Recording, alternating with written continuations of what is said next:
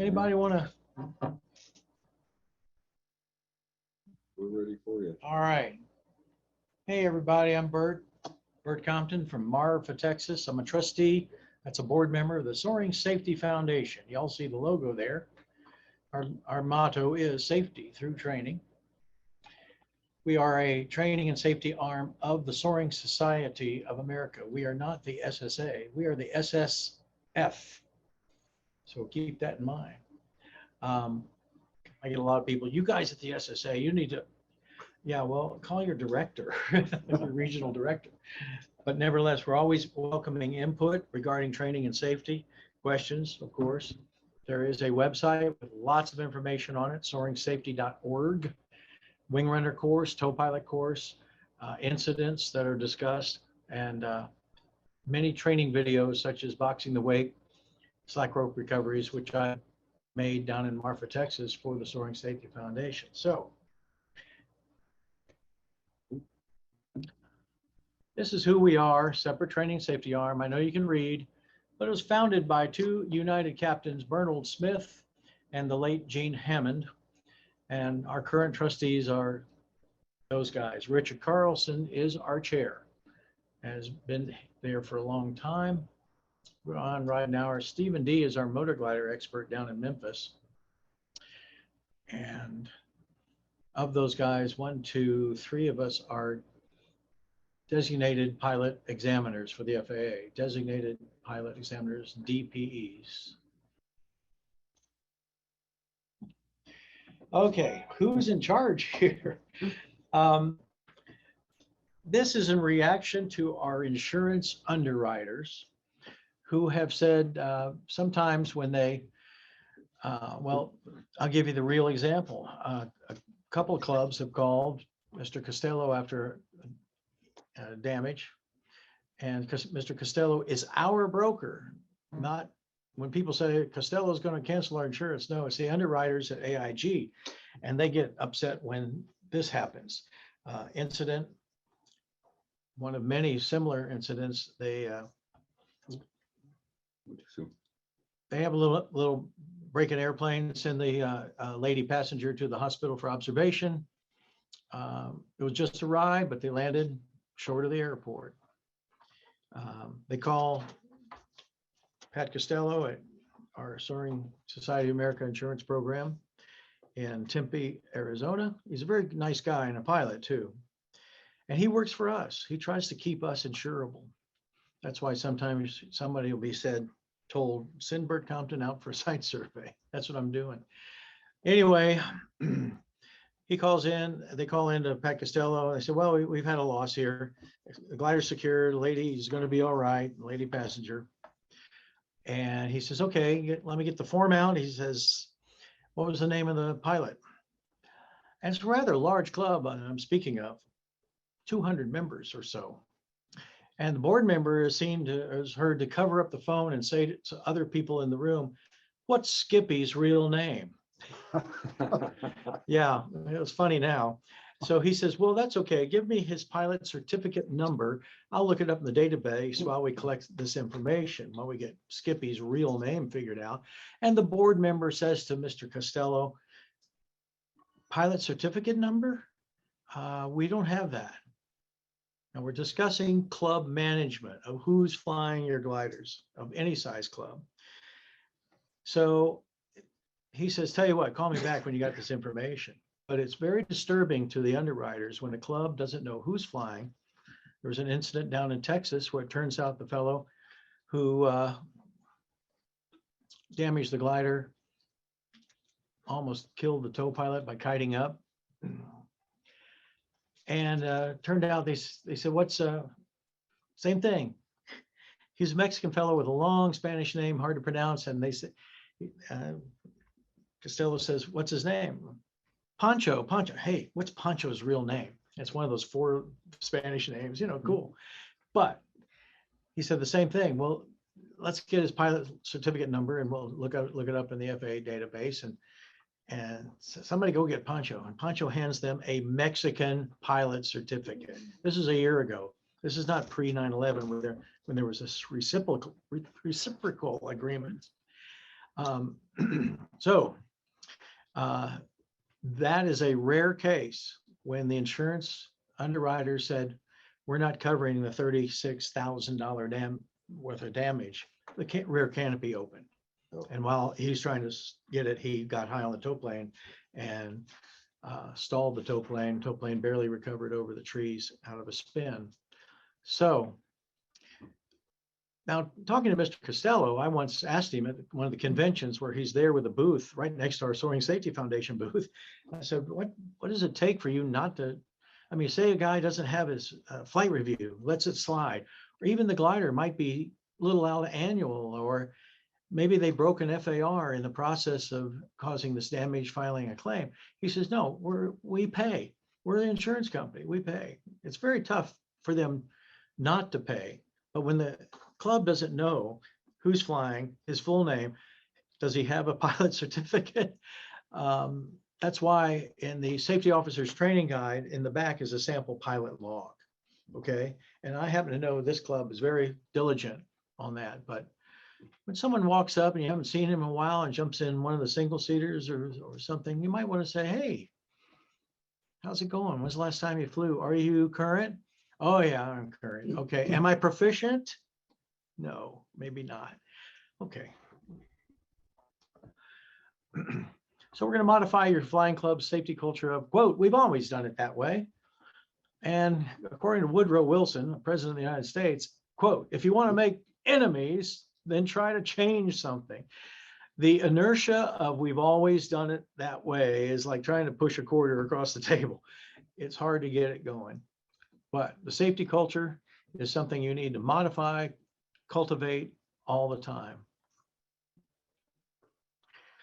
So proactive hands-on club management, you guys can read, and we can provide you the guidance through a site survey, through a seminar like we're doing today, or come to the convention. We put on seminars at the convention. It'll be in February in Reno, Nevada, which is a great place for it because the hotel is connected to the big convention center full of gliders by a covered walkway. Next. So the safety officer training guide is also online at soaringsafety.org, or I can email it to you instantly if you wish one. And what this is, it's a collection of things I have observed through the years. I started this in 2001. This is site survey number 127, I believe. So I've been around and I've seen a lot of interesting things, the good, the bad, the ugly, but I'm also here to say, that's a good idea. That's a good idea. That's a good idea. So we look at who's responsible for managing the Soaring Club, the board of directors, all the way down through the last one, all club members who actually own the club aircraft. So there's a club near Chicago that they tell every member that comes on board, by the way, here's what we want you to do. And if you see someone driving our golf cart funny, you go to them and say, I need you to take it easy on my golf cart. What do you mean my? Yes, you're an owner, every one of us, you. Okay. Didn't mean to look at Mike Wheat there. But I figured I said, hello, Tom.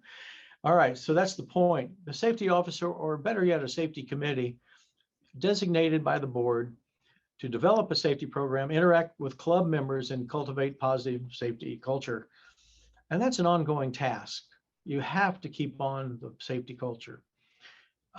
Some clubs, they build it like a 5-year business plan or a 1-year business plan. Okay, this year at the spring meeting, we're going to modify this procedure or not.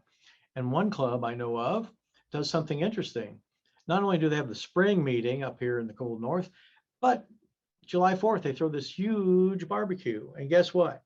That's the meeting to say, okay, we instituted a few new procedures.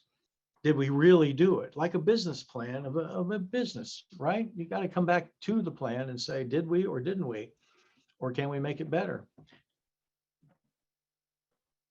When I come to do a site survey, it's always by your invitation. We don't decide a club is having some problems.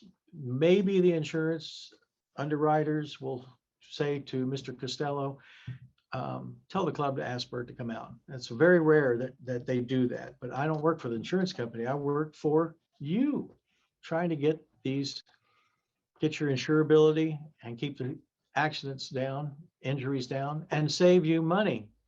Yeah, an injury, an accident, that takes the glider out of service for nearly a year if it's a German metric and expensive glider part you're waiting on.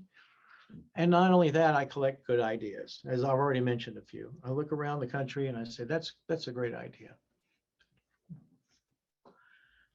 This is a little out of date, but that's pretty much where I've been. Left to right, up and down.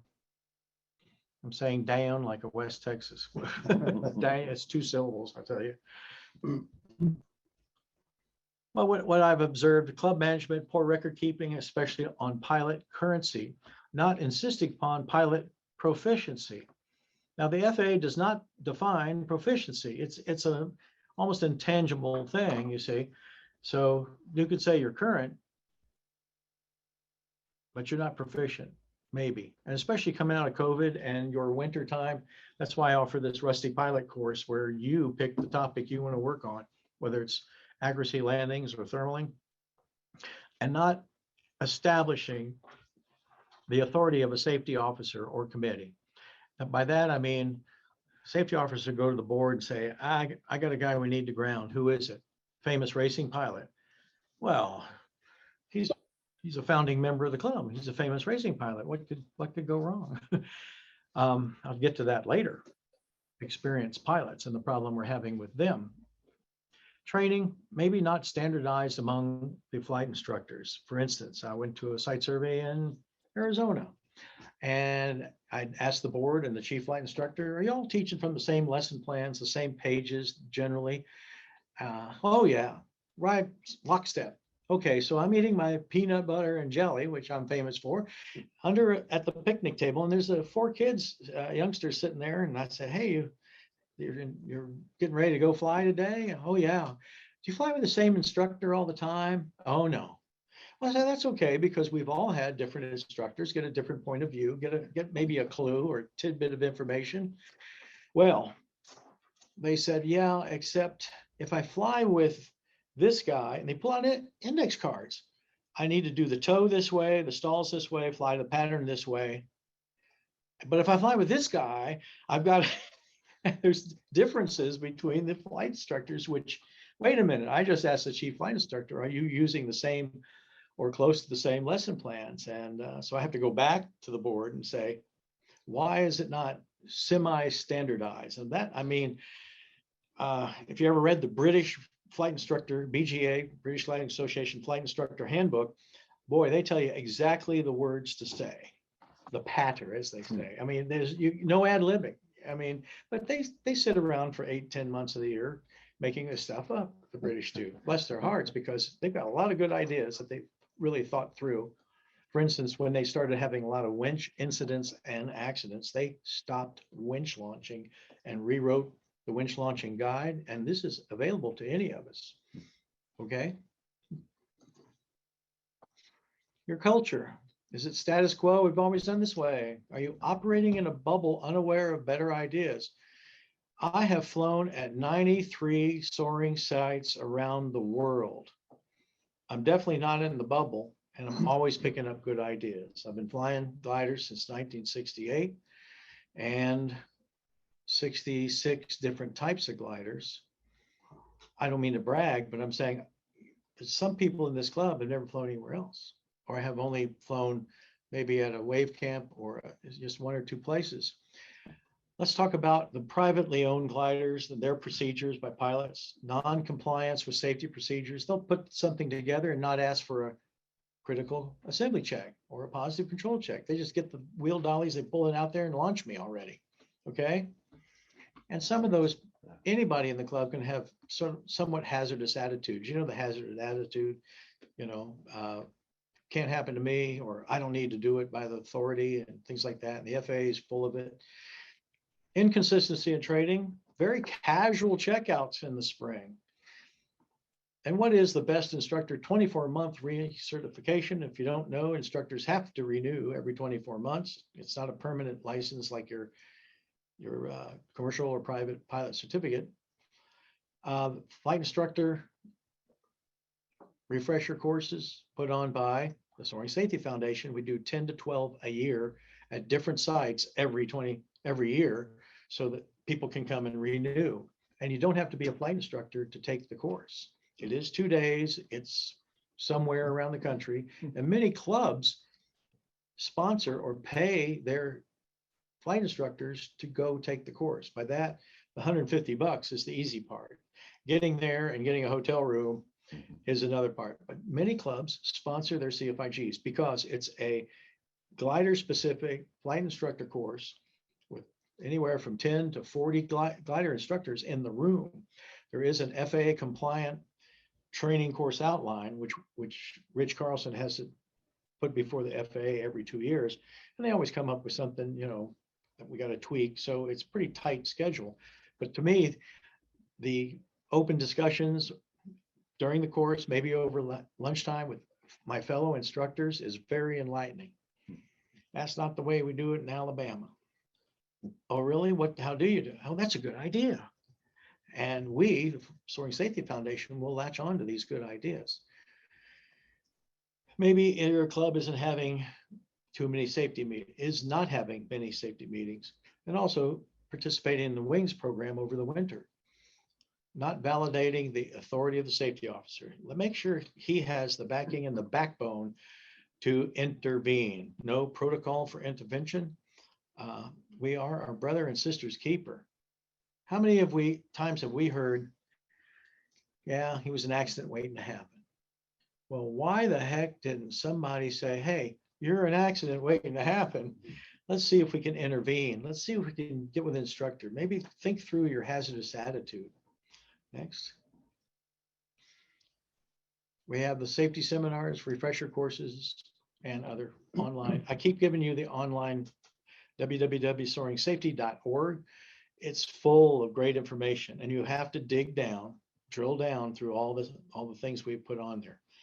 Next. Let's see, who are the experienced pilots? How many of you all have less than 200 hours?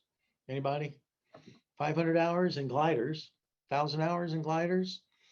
I'm coming up on 8,000, plus total hours in other aircraft, including airline, military, cross-country, acro or racing pilots, aviation legends, and flight instructor. Who are the experienced pilots, in quote? Student pilots, are they having accidents? Newly rated pilots, weekend soarers? But what about the cross-country racing pilots, the legends of soaring, our glider instructors, and even the designated pilot examiners? Here's an experienced pilot, thousands of hours. I just passed 10,000 glider flights, and master CFI, designated pilot examiner. Is that guy the next accident? Take a hard look. Is this you, or could it be me? That's me at Marfa Glider Soaring Center, commercial operation. What I'm saying is experienced pilots tend to be having the accident. Let's guess the next accident game. You watch things going on, you go, well, that's maybe the ground crew is getting sloppy. Maybe somebody's landing and PIOing or bouncing too much. Survey the club members and the ground crew. Those kids know what's going on. And oh yeah, that pilot was an accident waiting to happen. Is intervention too extreme? That's a European glider. We never put a US glider on these things. We don't want to be sued because it's America. Make it known that intervention will occur. Publish the rules and procedures by email. I'll give you an example. There was a club east of here that was about 900 feet MSL. They realized that they were setting the altimeter to 0, which is, first of all, it's a regulation. You can't do that. You set it to pressure altitude or the field elevation, lacking the pressure altitude. Well, one of the guys didn't get the memo, and he's sitting there. Look, they had adjusted the altimeter to 900 feet, just like here. This wasn't here, was it? No, I know it wasn't. I remember. So the guy who hadn't been around the club very much, but he was current, he gets in the glider and he sees it's sitting there at 920 feet. but he doesn't realize, and he cranks it 100 feet to where the needles are straight, to actually 1,000. Takes a tow, gets to 2,000 feet, releases. Was he at 2,000 feet or was he 1,000 feet? Goes looking for a thermal, lands off field, totals the glider, injures himself, just because that mistake there. So you got to publish the rules and make sure everyone gets the memo when you change something critical like that. All right, what are we going to do about those older pilots? To which I say, what do you consider old, Sonny? Anybody here over 60? Anybody here over 70? Yeah, I am. Can't believe it. I'm still a kid on the airport, but I got to tell you a story about my dad. And forgive me if I get a little choked up. I channel some of my dad's great quotes that kept me alive through the years. But one day down in Miami, when I used to have Miami gliders, he says to the girl at the tent there, says, "What's that Atlantic glider doing the next hour?" I had two of them. And she says, "No, nothing." He says, "What's Burt doing for the next hour?"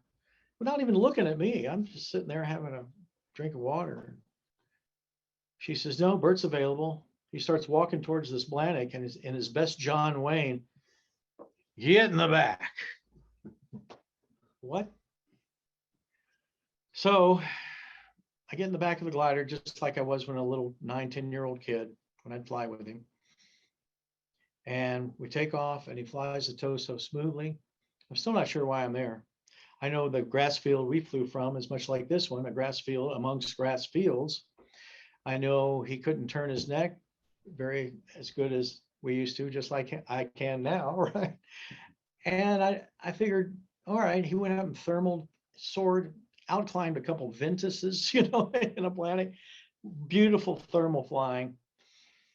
And that's when I realized he wanted a co-pilot, as it says. I said, wow, this is cool. And so we had a nice flight. It was beautiful. It happened to be his very last flight, and I was his co-pilot. So we had a bunch of older retired airline captains down there in Miami, like my dad was. And I noticed they were kind of flying a little sloppy and sometimes couldn't find the glider port, a green field amongst green fields. And so I said to some of my commercial ride guys, I said, I want you to ride with them in my Atlantics and just watch out for traffic, watch out, make sure they don't get too far from the airport. Because I saw one of these pilots a couple of weeks before get a little low south of our grass field amongst grass fields, and he was kind of wandering around the sky. And I got on the radio, thank God it worked, and I said, "Captain Hank, turn left, the glider port's off your left wing." He turned, made it to the glider port with no spoilers until short final. And that's when I said, I got to institute the co-pilot program. So I told my guys, and they go, "Oh, you mean like a safety pilot?" You don't tell a captain, whether it's military or airline, he needs a safety pilot. You tell him he needs a co-pilot, and a co-pilot, that's who tunes the radio, gets the clearances, looks out for stuff, makes the arrangements with the steward calls for the limo. I like a co-pilot. And that's what we did. I wrote an article in Soaring many years ago called "My Son is My Co-Pilot," and how I did this with my dad.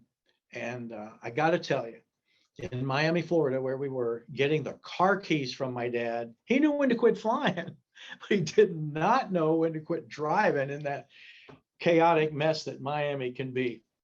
Anyway, it all worked out. He lived to be 90. The old captain said he did not want to live past 90, and he checked out 6 days before 91. He made the schedule. Thank you, Dad.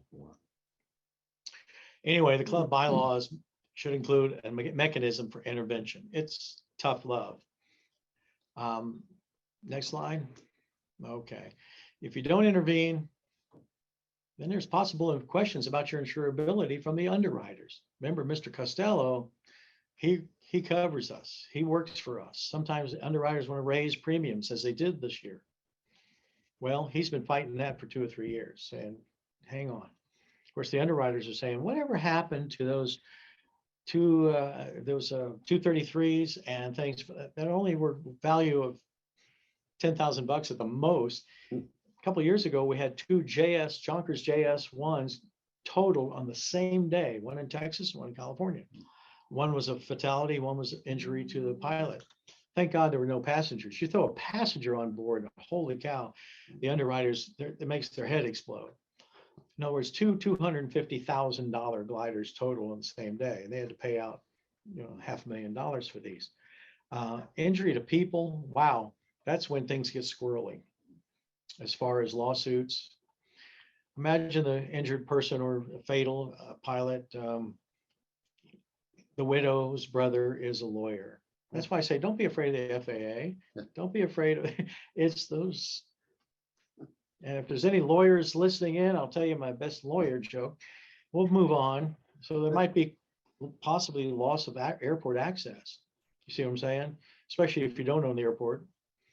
The airport owners or managers say, look, we've had enough. The neighbors are complaining about the noise of the tow plane already, and now you're hurting people. Next.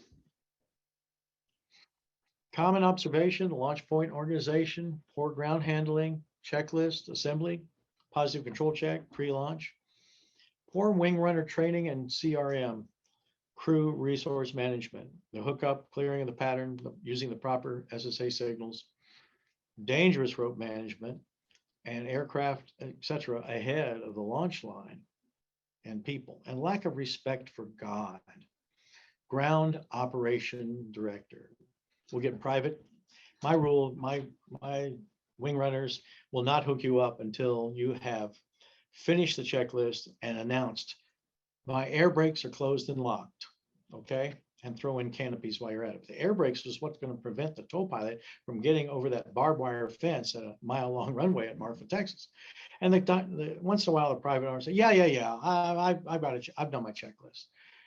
And we won't hook, my guys won't hook them up until they hear canopies, air brakes closed and locked. Lack of respect for the ground operations director and the wing runners. Okay, next. Single pilot resource management, the FAA and their brilliance changed it from crew resource management to SPRM, which is a tongue twister. And it's between the glider pilot, the tow pilot, and our wing runner. Okay, this is down in Miami.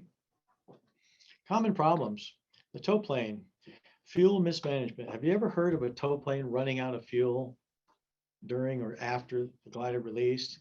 I have, and I've done it myself, just to let you know, years ago. I got enough fuel for one more flight.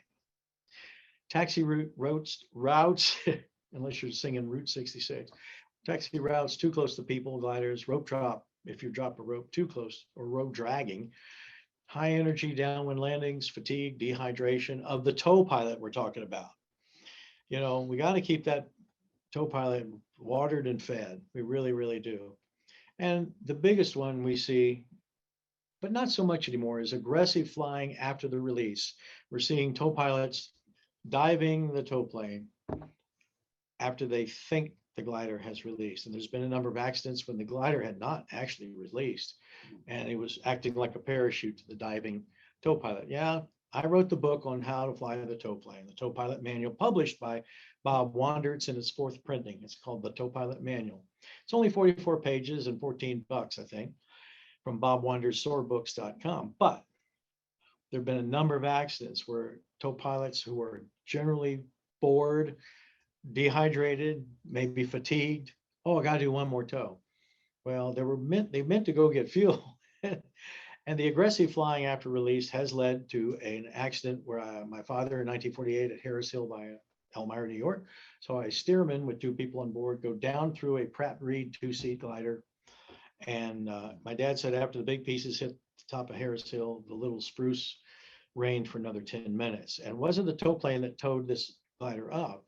It was a tow plane that had a glider release higher, did the split S maneuver, Yahoo. Yeah, we get bored, us tow pilots, but we got to keep flying safely. And I witnessed one in Hobbs, New Mexico in 1980. I ran the wing of the fellow who was hit by another tow plane. A lot of tow pilots think we connect and go away. I can tell you, ask me how I know, we don't always connect and get away, right?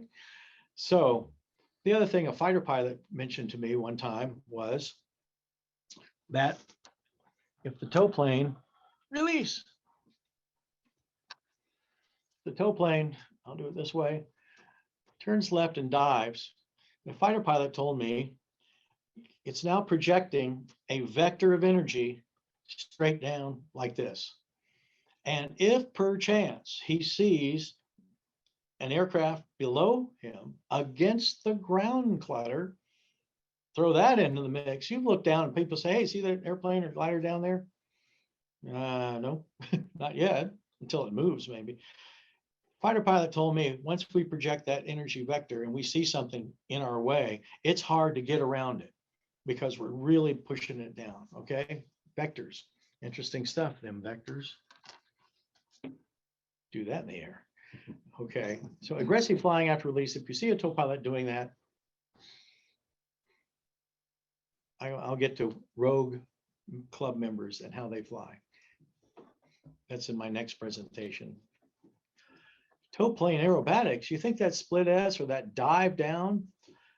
Tow pilots are often in a hurry to descend to make the next tow. When I was a kid on my dad's glider port, once in a while I get moving around excited and helping people and all that. I'd feel this big hand on my shoulder from big old dad, and he'd say, slow down, boy, we ain't flying the mail. What? He says, when I'm flying for Captain Rickenbacker at Eastern Airlines, I gotta go. We got mail contracts. He wants us to leave on time. We're just playing with Cubs and gliders, son. And Bert, we ain't flying the mail. Slow it down. Any aggressive maneuvering of the tow plane has resulted in mid-air collisions. My dad witnessed one, I witnessed the other. You stay in this business long enough, you see the weird stuff. As my dad often said, always remember to never say always or never in aviation. How does the FAA define aerobatic flight? Aerobatic flight, let me see. A lot of people tell me that it's pitch up of 30 and 60 degrees of bank. That's not it. That's the parachute rule. Next. FAA has a regulation 91303. Aerobatic flight means an intentional maneuver, diving the tow plane, involving an abrupt change. This is quoting word for word, an abrupt change in the aircraft's attitude, an abnormal attitude, or abnormal acceleration. And here's the kicker, not necessary for normal flight.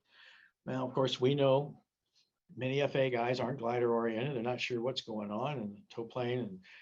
But they'll look at that and say, was that normal, necessary? Or you have a glider pilot returning from cross country and they make a low pass, dump the water and pull up.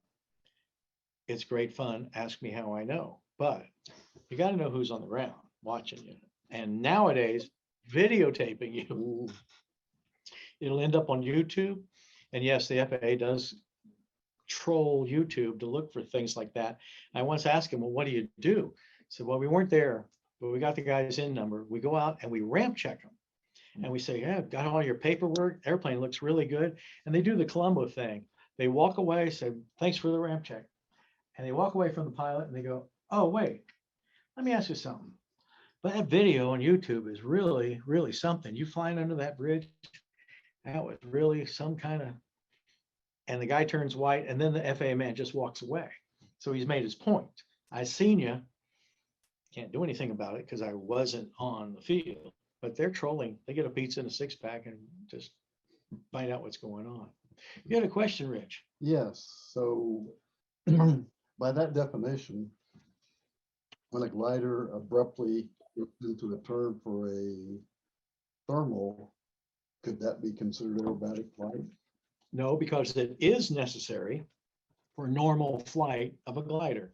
Okay. You know what I'm saying? Now, Yeah. be careful. Right. My clearing turns involve clear right, up, and down. My friends who have been hit in mid-airs, there's 3 of them. One didn't, his chute never opened, but the other 2 bailed out. But they all 3 were hit by a guy coming into the thermal from below. Yeah. So that's why I like to see clear left and up and down. We're always sinking 150 feet per minute, except for you're about 110 feet per minute. But the glider's always sinking, even in a thermal. We're sinking down through a thermal that's going up better than our sink rate. Mm-hmm. Not necessary for normal flight. So an FAA person standing there observing this, because the FAA FSDOs, at least when they had better funding, would send inspectors out to do an impromptu ramp check or observation, it's actually called. They don't call it ramp check. And not being a glider person may, like you say, see a glider crank into a thermal, especially right off a toe, and he might say, was that necessary? This goes along with 9113, unlucky 13. That's the careless and reckless. Very general. By the way, part 61 of the FARs are how you learn and earn your glider pilot certificate. Part 91 is how they take that certificate away from you. That's the rules of the road. Okay, next. Co-pilots tell us how glider pilots try to kill them. Some glider pilots do not lock their air brakes, maybe not familiar with the aircraft. Maybe they haven't had a good cockpit checkout and the single seater. And in some cases, maybe not.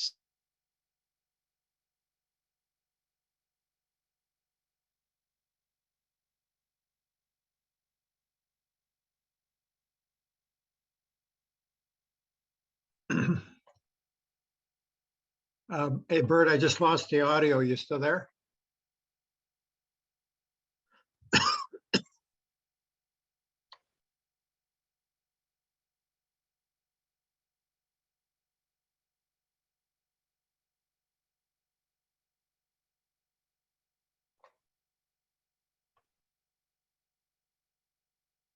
Can anybody else hear me? This is Dave.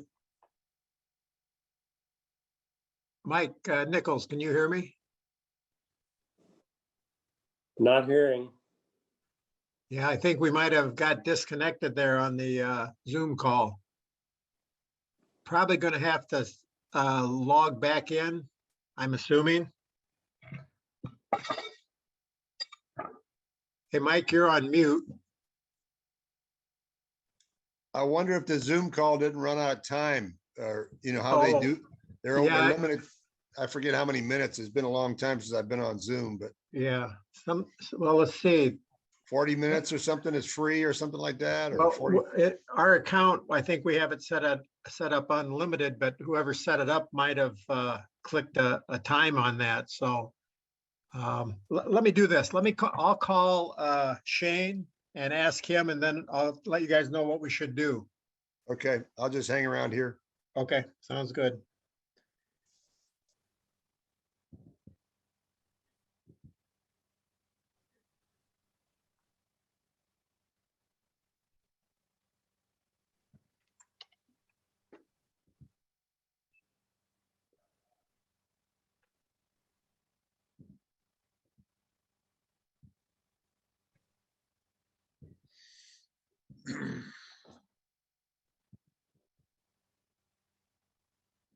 I'm muted, starting the video. There we go. Can you guys hear us now?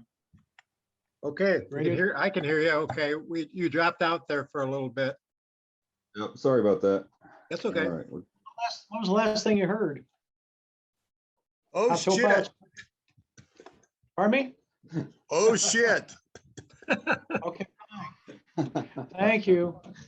Anyway, if a tow plane waggles the rudder at you aloft, that means check your aircraft, check the spoilers. And like on a flight review, we ask the tow pilot to do that at 1,500 feet or better. And on a flight review, I've seen pilots, at least half of them, release instead. You have to know the difference. The SSA signals are easily found on the SSF website, SoaringSafety.org. Glider pilots get distracted by stuff in the cockpit, their GPS, water bottle, oxygen. I'll tell you a quick story. Famous racing pilot comes to Marfa, puts his glider together that morning.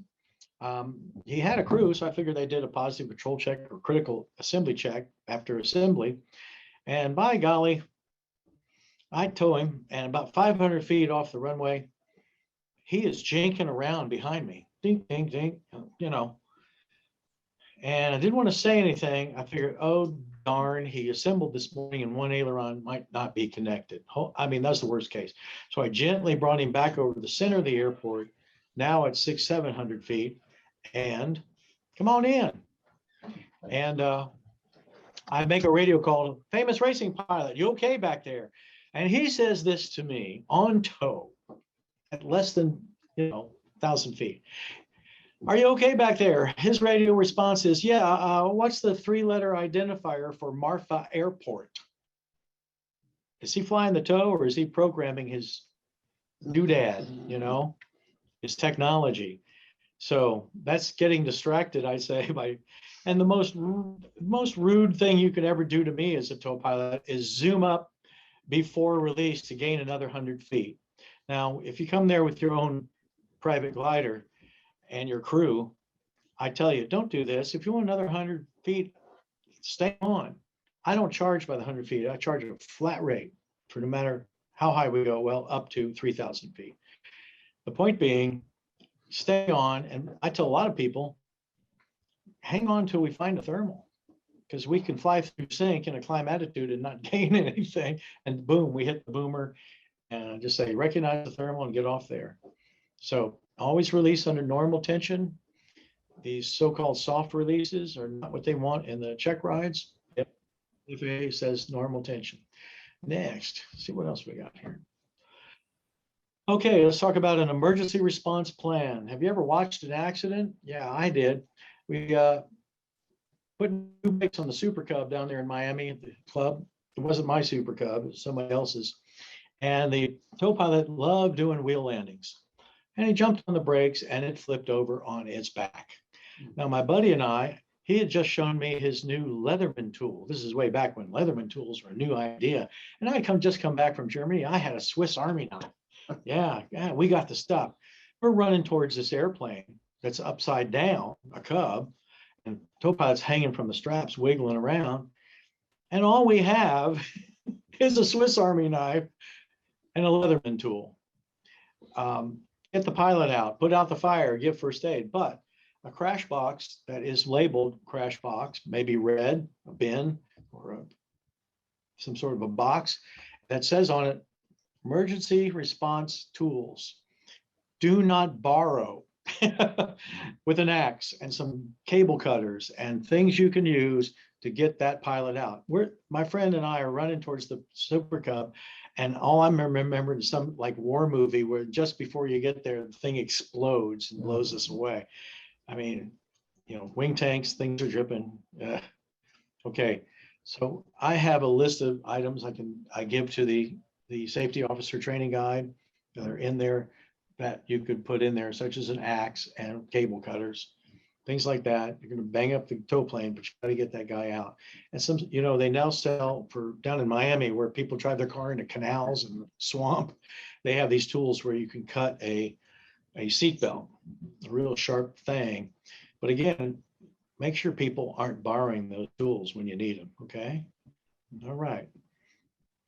Well, this is a famous one at site surveys. You can see that is out of the green. Not a great picture, but make sure you have fire extinguishers around, especially by your fuel tank, fuel farm, in the hangar, all that. That's just an example of one I found at a site survey. And what I do at the site surveys, I say, here's a list of things I found. Here's a column for who's responsible for fixing that, getting a new fire extinguisher. And also the third column is timeline. Should you do that tomorrow, or should we wait to the next annual or club meeting? There's certain things that need to be fixed by tomorrow. Okay. Now back to know your pilots. We went over this. Get those cell phone numbers. Sometimes people get a better deal. Emergency contacts, sometimes they have a different wife or mistress and got to get their phone numbers. And if they're a private glider, get their type and in number. And when private gliders come to Marfa, Texas, where you can fly high and far, I have a wave window that often opens just because the cloud bases are over 18,000 MSL. And the wave window goes to 28,000 at Marfa, Texas. Just find out if they're using spot or anything like that. In other words, make sure they're approved to fly passengers, things like that. Next. Poor record keeping, especially pilot currency, not insisting on proficiency. I've said this before, you got to have the safety officer committee have the backbone and the backing of the board to intervene. Training, not standardized. Yeah, I told you about that. Next. Summary, common observations, strange pre-launch checklist, if any. I've heard things like monkey shine, all sorts of weird checklists. Okay, fine. My opinion is great. You got a checklist, and some are so long, you're blocking the runway and waiting for a tow. So there's a common checklist that are out there. I prefer the one that British use, and it's the WUF stall, water, undercarriage. That's the landing checklist. The pre-launch checklist are CB, SIF, CB. Okay. Lack of supervision at the launch port. It's a free-for-all. Gliders flying landing patterns in relation to an IP and landmarks on the ground for their IP, where they turn base, et cetera, et cetera. That is damn dangerous if you're teaching that here. And the reason is, if they ever have to make an off-airport landing, even if one of these fields just west of here, there ain't going to be the same IPs on the ground. They have to be creative and know how to get in there and make sure they understand that every field has wires on the boundary until you're sure it does not. Lack of awareness of the new procedures, sources of training, safety information. By that, I mean this: the Soaring Safety website and our monthly articles in Soaring magazine are based upon things we hear about. In fact, Mr. Costello said, we're seeing a lot of claims for damage to gliders and tow planes on what we call rollout accidents. People are letting the stick flop, breaking the nose wheel in the K21 or grow. In other words, hold the stick back a little bit and soften that up. Banging around on the ground, we react with a monthly column of what we hear about. And we don't use NTSB reports. Those are for the big deal ones. We're talking about the little incidents that almost happened. There used to be a book out there by Stephen DuPont, one of the DuPonts, and he wrote a little booklet called Soaring Accidents That Almost Happened. Isn't that cool? In other words, the thing, I think all of us sitting here have almost been in the soaring accident. You had a near miss the other day, didn't you? We won't mention this guy's name. Okay, so, but go to the Soaring Safety website and please read our safety articles in Soaring. They're based on what we have known. We're not trying to preach down to you. We're going, holy cow, we're seeing a trend in rollout accidents and tow planes and gliders where they're not flying it to a dead stop. They're dragging a wing in high grass, ground looping, breaking the tail off the glider, simply because they weren't keeping wings dead level. You all seen the video of Sully landing in the Hudson. Glider pilot, at one point in his career, he landed that airplane dead level. If he'd have dug a wingtip, he would have cartwheeled and have been over for all of them. Okay? And watch out for the inertia. We've always done it that way, which prevents change. Okay? Now, sometimes we've always done it that way is not a bad idea. Sometimes I'll see something and I'll say, why do you not fly, make a left pattern immediately after takeoff here to the east? Well, there's a guy at that house with a shotgun. Okay, so we don't fly over his house as a courtesy. Okay. Okay, next, if there is one, most common, safety officers do not have the backbone to intervene, not have the backing in club management. The safety officer. Now I have a friend who does risk management surveys of manufacturing, fabrication things. There'll be a dozen to 100 lathes and cutters and presses and benders, and he says he'll go to the people at this company, and it's usually a glass thing up there with guys in white shirts and ties who are not on the sweaty floor, and they say, oh yeah, we're super safe. You know, it'll be a risk management that's been called for by the insurance company usually. So my friend goes down to the floor, finds the oldest lathe operator on the floor. Maybe he's missing a finger. That's okay. And he says to this lathe operator, old timer, who's next to have the accident in this room, in this facility? And the old timer says, and this is what I need you guys to do quietly and anonymously. Who's next to have the next accident or do damage to one of your club gliders? And the old timer at the lathe goes, it's missing a finger. He goes, that guy over there. And my friend says, well, that's great. No, and that guy over there And that guy over there are what I feel will be the next person to lose a finger or send metal flying through this manufacturing facility. You need to be looking. You're not the police, but you are your brother and sister's keeper. And then you go to your safety committee and say, I've seen this guy do this once. Can we do a 3 strikes you're out type of thing? How many of you listening or in this room own or managed a business in your career? Self-employed or manage a business or an executive in someone else's business? A lot of us. Mhm. Imagine, if you will, you have a trusted employee who's been there from the beginning. You find out this trusted employee is stealing, embezzling cash, and worse, company secrets. What do you do with the trusted employee that's embezzling your cash and company secrets? Let's hear it. What do you do with him? Fire 'em. Fire 'em. Fire the best. Okay, I've heard. Fire him. Okay. You have somebody who's been told, please don't dive the tow plane like that. Please don't do low passes. Please don't drag the tow rope near your ride customers. The rogue pilot is embezzling your safety culture. And sometimes, doggone it, you have to fire him. I'm a commercial operator, have a flight school. I am the benevolent dictator. It's real easy in my situation to fire a tow pilot who's working for me or a visiting pilot. I can just say, go to Moriarty, that's the closest tow plane, which is 400 miles away from Marfa. There used to be one closer, but that glider club crashed both of their tow planes in El Paso. The point being, at some point you may need to fire the persons who, after being told not to, is embezzling your safety culture. Got it? Embezzling your safety culture. Happens in business, it happens in our club. And in our case, this is a life or death situation. Is what we do risky? Heck yeah. How do we keep it safe? We manage the risk through training, through proficiency. That's how we do it, okay? And by following our club procedures. If the guy didn't like the procedures, fine, you're on the board now. Let's work it out. You have a vote. Is there another one? Safety officer coordinates with flight instructors, tow pilot, maintenance guys, the ground operations director of the day, the rest of the safety committee, and the board of directors. But will they cooperate with the advice or suggestion of the safety officer or committee? That's the team. And remember, it's money that we're trying to save you.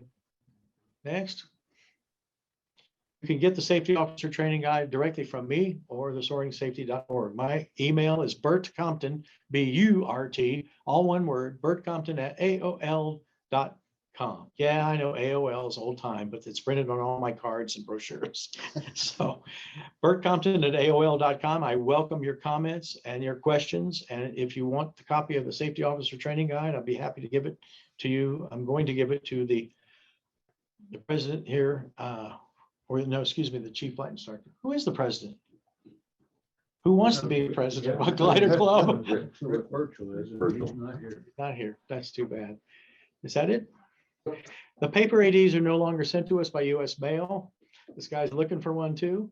Owners of the glider must subscribe for email delivery of ADs and safety information bulletins for each aircraft, and that includes the airframe. You list the airframe, the type of power plant, and the propeller. Sometimes they also want to know your mags, types of mags, and carburetor. The point being, who in this club is getting this email? And if that person retires or moves away, you're not getting ADs. Airworthiness directives are critical to flight safety. Some may not apply to your serial number of your glider. Some may be recurring that you have to look at every year at the annual or every 100 hours. So be careful. By the way, clubs must do 100-hour inspections if they're selling passenger rides or giving flight instruction secret words to passengers, paying passengers and flight instruction for hire. Some clubs have told me, oh no, that's only for commercial operations. No, that's not what the reg says. It says if you're selling rides, 100 hours kick in. How do we track 100 hours? We don't have tax or Hobbs meters. our ground operations people keep track of the hours. When it gets up to around 85, start scheduling a 100-hour inspection. It's the same as an annual as far as what has to be done. Okay, is there a next? God, I hope not. Okay, you can also do your airworthiness directives online at faa.gov. You can also find something many people don't know about, the type certificate data sheet known as the TCDS. It's for your aircraft, the STCs, advisory circulars, and more. You can also find information. And notice that aircraft are listed by the manufacturer. Note that the Blannick is Aircraft Industries. Schleicher is under A, Alexander Schleicher, and Schweitzer is now K&L Soaring.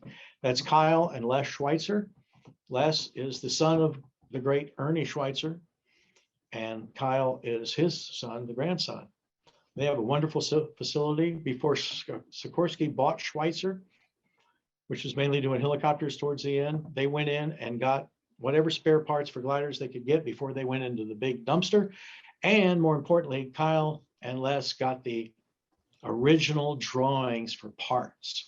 If you have the original drawings for parts, you can manufacture them. Don't have to get any necessarily special permission. If you need a part for a Schweitzer glider, they can probably make it if they don't already have it in stock. Okay. All right. So do your AD research. Oh, here's Burt's well-balanced triangle. Safety on the left, fun on the right, and the bottom line of dollars. Notice it's an equilateral triangle. So let's have a little more fun. Lots of fun. Lots of money. What happened to the safety side on the left? Look how small it is now. Keep that equilateral triangle, or let's just say we got to have a balance of fun. Yes, your club needs to make money just like I do with my commercial operation. Oil and fuel cost the same. Annuals cost the same for me. All right. Whoa. If things get too high, too windy, too crosswind, people not following your rules, this is what we say in Texas. In the military, it's called a stand down. It could be for 30 minutes. It could be for a week. Whoa. Don't forget, Soaring Safety Foundation is your resource. Site surveys like what I'm doing now, safety seminars like I'm doing now, flight instructor refresher courses at soaringsafety.org. Finally, it's over. I thought this would be quick. Okay, now I'm going to go to my list of things that I want to mention for you. I hope everyone's hanging in there with me. There's something we've seen. Who's having the accidents? Experienced pilots. In 2011, we killed 10. Is that 10? There we go. 10 SSA members in Soaring. All were considered on some level experienced pilots. None were student pilots. None were low-time pilots. We killed 10 so-called experienced pilots. You hear it in the media. Oh, the club member said he was such an experienced pilot. And the worst thing is he died doing what he loved. God, I hate that. I want to die doing what I love. That's sleeping. Okay. Nobody gets up in the morning and says, I'm going to kill myself today in my glider. I hope they don't. Anyway, 10 people are killed. Of the 10 in 2011, 5, let me get this right, 5 happened to be flight instructors or better. Of the 5, and this was not while the flight instructor, of the 5, 5 were flight instructors, but of those flight instructors, 2 were designated pilot examiners. But they weren't given a check ride at the time. But they were held to an assumed level of flight instructor, examiner. Well, this guy, he's an experienced guy. He's not an accident waiting to happen. But in 2011, 10 of them, and 5 were these flight instructors. Next slide. No more slides. Huh? No more slides. No more slides. Okay. Well, who fits the profile for the next fatal accident? I do. I'm the experienced pilot, coming up on 8,000 hours, 10,000 toes. That's me. Okay. All right. let's go down to the next topic I want to talk about. What are we gonna do about those older pilots? I don't know. The last 4 gliders I have purchased have been 2-seaters, because I want to be like my dad. Hey, who's the youngest guy here? You're one of my young, hey, get in the back. Say, watch out for me. Don't tell me I need to go play golf. My last 4 gliders have been 2-seaters, a DG 1000, a K21, a K7, and a K13. Mostly for training and cross-country training, but by golly, I can get someone in the back. Moving right along, I want to mention that when it comes to rides, over in Germany, when I go over there to do check rides, after I do some check rides for the FAA in Germany for German pilots, some of them guys want to take me soaring in their DG 1000 or ASH 25, and guess where I have to sit? In the back seat. Overseas, the PIC sits in the front seat, and somewhere in your ASK 21 manual, it says this, because it comes from Germany. And there's several good reasons and several fatal accidents where the guy sitting in the back, giving the ride to the passenger in front. I'm talking passengers. They just want to see the scenery and the cornfields, and guy in the back could not see the tow plane had aborted in the 2 fatals I know of. Okay. In other words, the tow plane aborted, the glider pilot pulls up over him, stalls, and puts the lady in the front down in Florida in the ground, kills her. So he couldn't see the tow plane because sitting in the back, he couldn't see around her. People say, oh, they need to get the full experience of soaring. Someone who's never been up and not acclimated to the three directions of motion, consider flying your passengers in the back seat. I had a recent incident after being told, watch out, GoPros and cameras in the glider. Had a young lady with a cell phone and a GoPro. I've got this. That's redundant for what I just said. And we can do at the very end, we'll do the short Okay. Marfa one. So she has a GoPro and of course I have her in the back seat because there's more room. They don't have to put their feet on the rudder pedals because the front seat, it tapers and they pretty much are squaz in there. They're sitting on the CG pretty much, and they're following me around the sky, and I'm pointing out that mountain and all that. Anyway, I'm flying this brand new ASK 21. I literally bought it off the floor from Schleicher in Germany, and I pull back a little bit, and the stick is stuck. I'm thinking this is a brand new glider, and in my mind, I'm thinking bell cranks and hinges and push rods, and so I pull back a little more and I hear a crack, and she says, you cracked the screen of my cell phone. She'd put it down in the boot in the back seat. Now, other people have warned me, told me stories like, oh, this person, fouled my controls and things like that. So after that, of course, I was very happy that's what happened because she put it where I told her not to put it. And so no more cameras and GoPros in my gliders. They can take pictures on the ground. I'm sorry. That's just the way it is. Okay.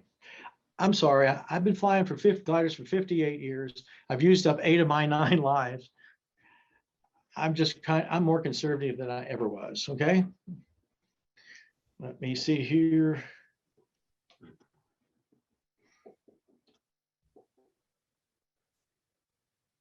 Okay, let me share a few things, something very significant that my father always said to me, and I have only recently remembered it. My father was Burt Compton, racing pilot, SSA director, was on the world team to Leszno, Poland in 1958, went behind the Iron Curtain in Leszno, Poland as a pilot on our USA team. He said to me, anything we do for convenience in aviation increases the risk that we must manage. He saw me do an intersection takeoff of a glider that had landed, and we decided, well, we'll go from here. You've seen that, maybe done it. That night at dinner, I was a young boy still living at home, but it was glider port. Why not live on a glider port? And he says to me at dinner, he says, I saw you make that midfield takeoff. He said, did you consider the wind, the density altitude, the weight of the glider, the pilot of the glider himself? Because if you got a glider pilot who's stirring or trying to row the glider, he's flinging ailerons up in the air, and that increases drag, which makes the rate of climb of the tow plane. We're flying too high on the tow. And of course I said, yeah. And he looked at me, he says, okay, as long as you can manage that risk, consider doing it. But it's a heck of a lot easier to push the glider and tow plane back to the takeoff point than getting it out of the pasture on the other end of our glider port. That'll take a day and a half. There will be a film truck from Channel 7 for film at 11 about the glider crash, even if we land safely. So anything we do for convenience in aviation increases the risk that we must manage. If you calculate the risk and what you have to do to make it happen, anything we do in aviation for convenience jacks up the risk. I've seen people roll to their glider trailer at a contest because a squall line was coming in. And just before they got on final at a contest, the guy was late getting in, squall line's coming. And just as he's on short final, the wind shifts. Now he's got a tailwind, but he don't know it. We called his crew on the radio and said, hey, open the trailer thing, turn it this way. I'm going to roll right to the trailer. We're going to get this glider in the trailer, which he did. He got the fuselage in the trailer, that is. The wings had divots, and this guy was in the top 10 of a 50-person contest. The weirdest thing was when Dad heard, we already gotten his in the trailer. We always put it in the trailer. And Dad stood there when he heard this radio call. He says, watch this, the wind just shifted. And he, as if clairvoyant, he says, this is going to be dangerous, and sure enough, it was a mess. Nobody got hurt, but back then gliders didn't cost that much in the 70s, I suppose. In the 70s dollars, heck yeah, they did. Okay. Anything we do for convenience jacks up the risk. I'll scroll through here real fast. Does anybody want to hear what I have observed and I wish we could change perhaps? Anybody want to hear that? I do. Yeah. That's what I do. Click, click. I've already discussed this with a few people here. Where are we? Give me a minute. Survey reports. SoarIndy. Launch procedures are a lot different here than other places. I've seen my 126 site surveys and the 93 places I've flown around the world. You all have the tow plane running in front of the glider before it's hooked up. Okay, what's wrong with that? Well, I just don't make this stuff up. As a young man, I'm holding a Schweitzer ring, the tow pilot in a Super Cub, and the pilot's not ready to hook up, but he taxied out and he's idling, puckata, which causes the pilot to kind of rush. Wait a minute, I better get going because the engines, they're running. They want me to go. And the tow pilot, for some reason, turned around in the Super Cub, the throttle's right here by his elbow, bumps it significantly. I'm being drugged down the grass at 10, 11 years old with my hands gripping the Schweitzer tow ring. Glad it wasn't a tossed ring, right? And because I tensed up and then finally I kind of let go. But what was going through my mind is I'm going flying. I didn't realize. Now he chopped the throttle and I slid to a stop in about 15 feet. Now, it's because the tow plane was running up ahead. Anytime we're turning a prop, we're creating a danger with civilians on the ground or someone wants to hand the tow pilot some water. It's all about propeller safety.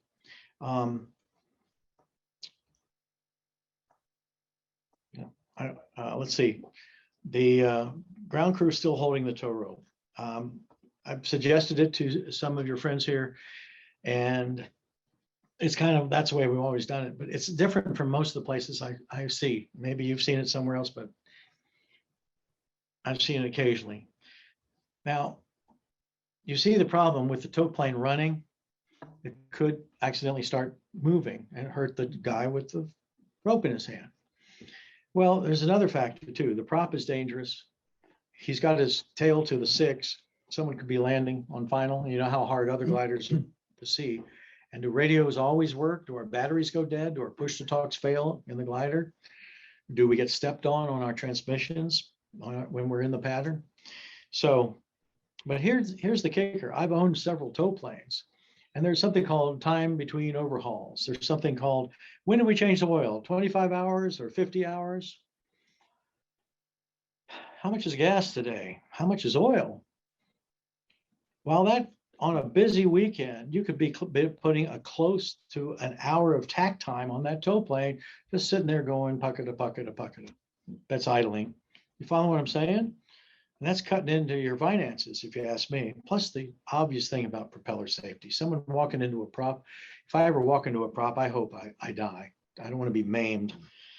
So consider keeping the tow plane off to the side and having it pull ahead when you're operating after the glider's hooked up. I also like to do what they do in Britain at winch launching or regular aero tows, and in Germany, where I fly, and in Australia, where I've flown, is once the glider pilot takes the hook, the wing runner walks to the wingtip, looks around and levels the wing. Now the tow pilot takes up the slack, the wing's level.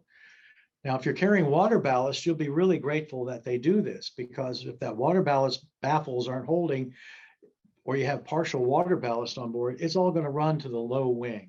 At contests, you see gliders ballasted with water, and nobody's got a wing on the ground for at least 5 minutes before they take off. It also indicates, if you watch our SSA signals video, the young lady sees an airplane approaching from the rear. She's doing the take up slack signal. Here comes an airplane. She sees the airplane and she puts the wing back on the ground. This keeps the wing runner in your loop. As crew resource management, that wing runner may see a knot in the rope, or a mowing machine, or an airplane or glider landing. What's the best way to signal? The stop signal won't be seen, but you vigorously put the wingtip on the ground like they do in winch launching. That means stop before we go. Everyone looks at the wing runner and she's going in the video, stop, release. We got to stop it somehow, okay? And putting the wing on the ground when it's already up, putting it back on the ground gets the attention of everyone. What does that wing runner see? If you wait till just before you launch to raise the wing, you're taking that person out of the loop for traffic, for knots in the rope, things like that. Just a suggestion, but it's the way they do it overseas. Why? Because they do winch launching. Hey, Bert, Yes, when they do that, what is the signal to launch? What? To the tow pilot? The same signal, Okay. the circle signal. The Okay. take up slack, stop, go. Okay. And every one of my ground crew have radios on their hip. I usually have 2 ground crew and 2 radios. I have designated one as the chief, so they're not stepping on each other, saying abort, abort, something like that. So consider that. I'm not here to say you must do it. I'm just saying where they invented gliders in Germany, that's the way they do it. I don't know if they're always right, but consider that. I have observed that one way you might bring the tow plane closer. When you're on 2.7, the tow plane is behind us, rather than here on 9, the tow plane's in front of us.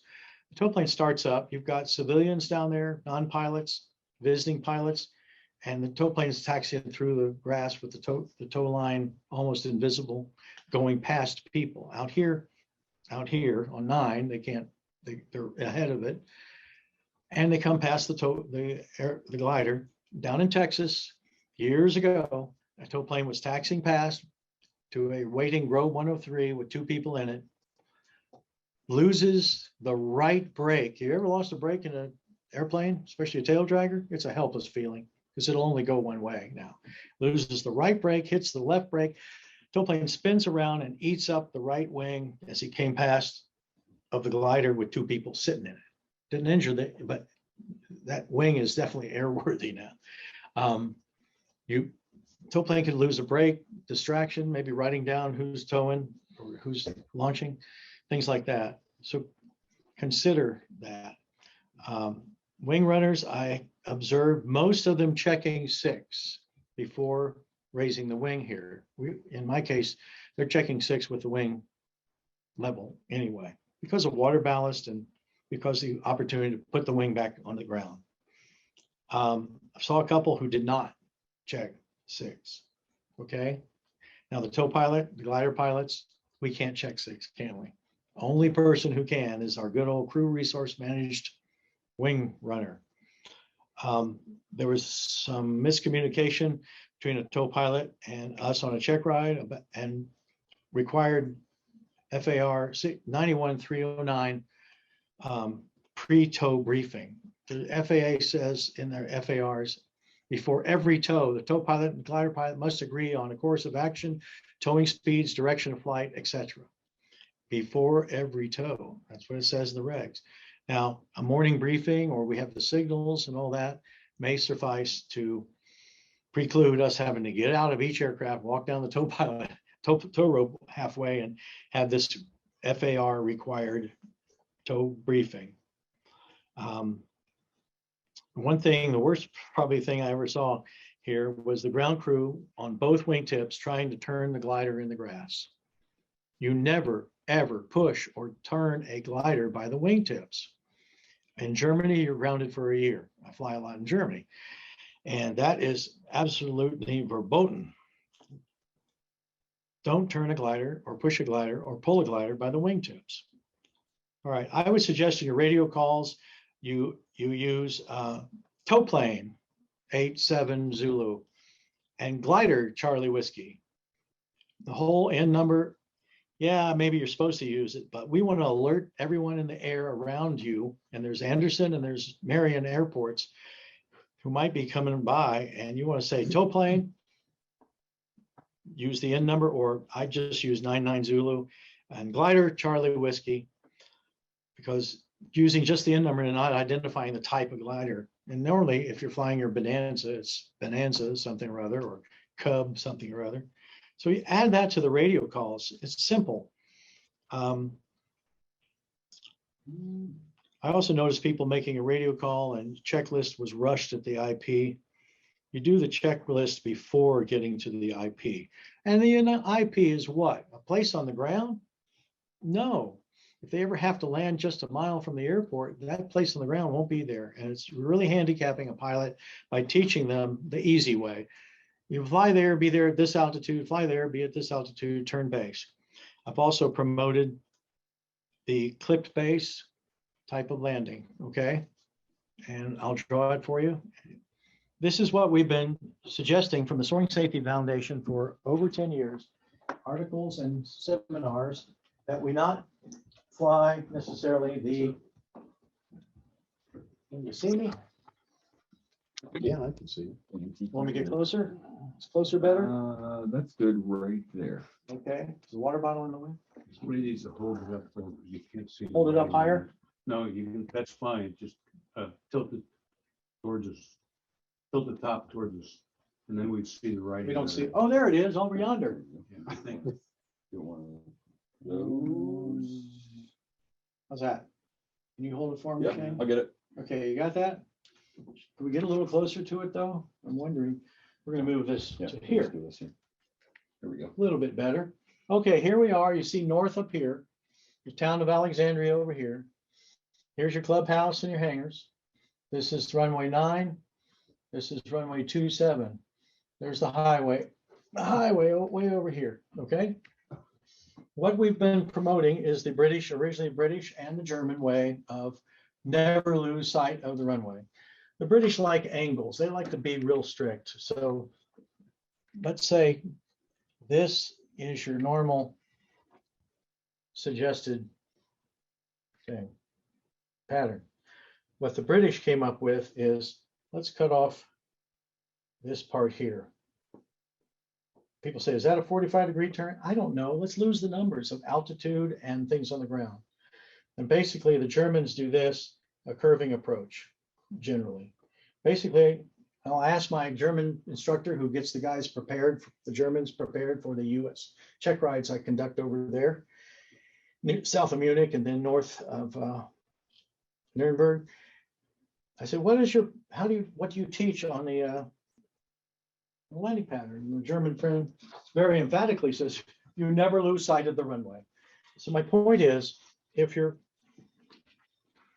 flying the old airplane instructor who comes to glider flying idea that you come out here to where you're 45 degrees back over your shoulder to the runway. You're kidding me? You can't see the runway. And then you're supposed to fly this very strict pattern. Is that an FAR? No, it's not an FAR. Everyone says, oh, you got to do that. Okay, don't fly the airplane pattern. Let's just cut off this corner here. Okay. And that way the glider's here and you're looking down the glider at the runway. How simple could it be? All right. Now, let's do another example real quick of people being told, you've got to fly to the IP. You've got to fly to the IP. And apparently, to me, it's a spot in the sky opposite the end of the runway, say right about here.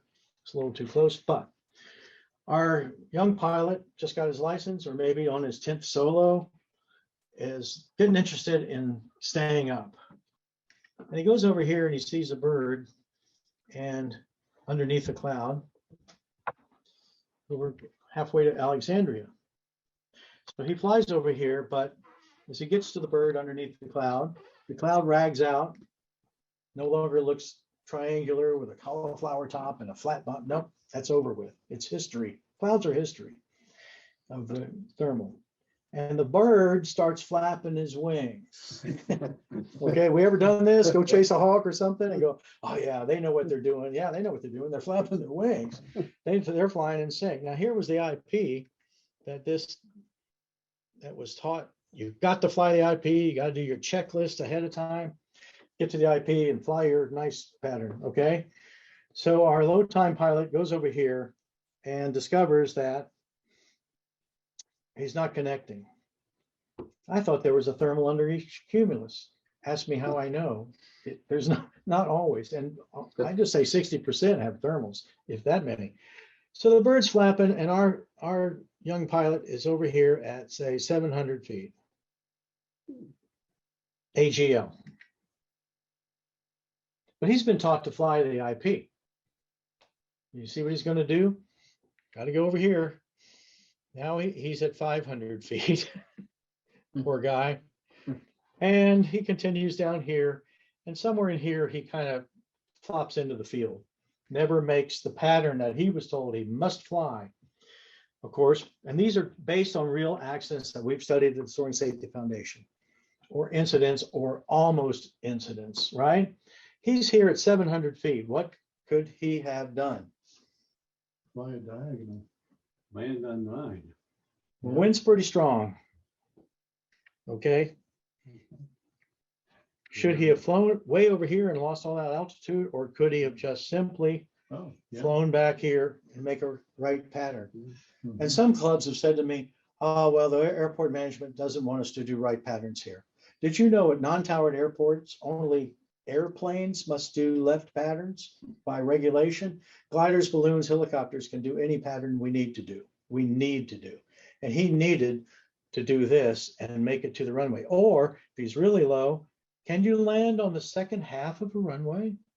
So if you're teaching, oh, you got to come over the numbers and hit those stripes and teach a few interesting patterns, practice a few interesting patterns, okay? 700 feet is about where we decide to land on an off airport cross country. That's a little low, okay? What we're suggesting at the Soaring Safety Foundation is each of us find a number we call a MESA, minimum en route soaring altitude. Ken Sorensen, well-known racing pilot, does the 3-2-1. At 3,000 feet, I'm starting to look. Split my time between trying to find lift, a bird, a cue, uniless, or fly over town, or the cooling tower at the nuclear power plant, whatever you need to do. But he's splitting his time at 3,000 feet going, I see some fields up ahead. Okay, I think this is doable. 2,000 feet, he's starting to pick which field. And he's still dividing his time looking for birds and things like that. Hello. Hi, Art. And then 1,000 feet, he's got the gear down and he's picked the field. We've got extensive landing checklists. My father, who's landed off the airport a lot since he started flying low performance sailplanes in national contests in 1946 at Elmira, he was an airline pilot.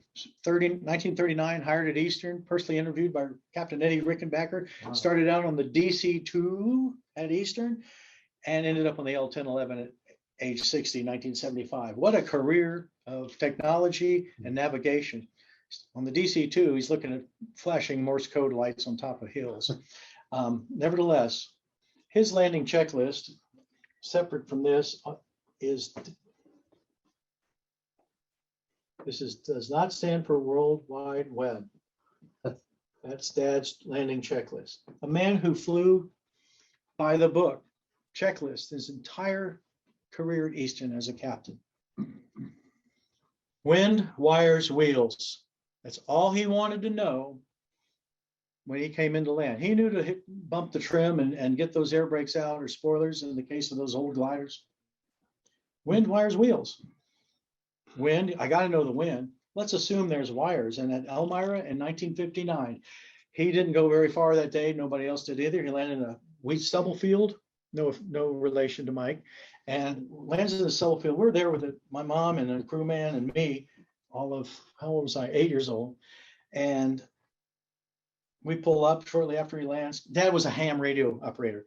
So he had a transmitter in the glider and a receiver in the car because no one in the car was licensed by FCC to be an amateur radio. But we could hear him. Okay, I'm getting low. Come on up this road here. It was a lot of fun listening to him. And nobody else was on the frequency, so it was great. Anyway, he lands in the sweet stubble field and the glider's sitting there, an old LK he had modified, Leister Kaufman. And he says, come here. And he says to me, look back over there. What do you see, Bert? 8 years old. Wires. He says, yeah. I don't know if I flew over them or under them. They're damn near invisible. And people say, look for the poles. Some of these poles are kind of far apart or they're hidden by trees, okay? Wind, wires, wheels was what Dad's, I'm not saying you need to use it, but you need to prioritize. You know, some of these landing checklists get really long. The British have hassle, height, altitude. they think of these cool things and they're not always wrong at all. So wind, wires, wheels for off airport landings or even your own landing. Okay. I give up. Any questions? Any questions, please? Christian, Tom Burrs has a question. Yeah, I was made aware of a situation that you could be on the downwind traffic pattern, looking at the airport to see if there's any airplanes on the runway, and there could be an invisible glider already sitting on the runway. Oh, yeah. Could you Thanks for address bringing that up. Please. I once at Marfa looked down at the numbers, 22, one of our runways, and I just looked at it and I had to look again because an ASH 25 was sitting on the numbers waiting for a tow. Darn near invisible, white glider on white paint. Y'all are staging over here on this big rectangle of white paint. And one of these days, look down and you see the RS-15 sitting on it and you go, wow, that is really a camouflage. So I would back it up or push it forward off that white paint area. That's my suggestion. Again, I'm not pounding the table saying you got to do these things, but try it sometime. If the other guys are staging and you're already up, you'll be a little surprised, if not annoyed, to find out at first you don't see it. Of course, in the air, it's really hard to see anything. Okay, another question? Questions from the peanut gallery up there?